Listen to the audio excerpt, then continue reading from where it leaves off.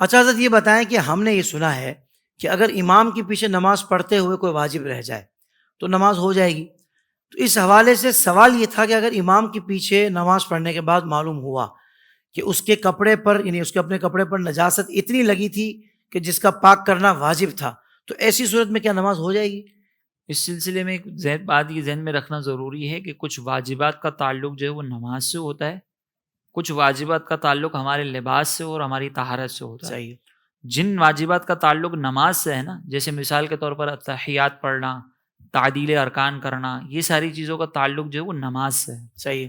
تو اگر اس طرح کا کوئی واجب جس کا تعلق نماز سے ہو وہ ترک ہو تو اس میں کوئی مسئلہ نہیں کہ امام کے ساتھ وہ کور ہو جائے گا. صحیح. لیکن وہ واجبات جن کا تعلق نماز سے نہیں بلکہ ہماری لباس سے یا ہماری طہارت سے ہے تو وہ اس میں امام کے ساتھ کور نہیں ہوگا.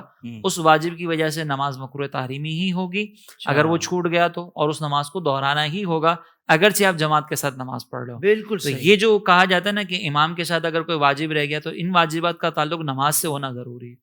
واہ واہ واہ، سبحان اللہ. تو بہت آسان کر کے آپ نے سمجھا دیا. ایک وہ واجب ہے جس کا تعلق ڈائریکٹلی نماز سے ہے، اور جی، ایک وہ جس کا تعلق طہارت سے ہے. طہارت یا لباس آپ سے. نے طہارت لباس سے آپ نے جی. دونوں کا حکم ارشاد فرما دیا.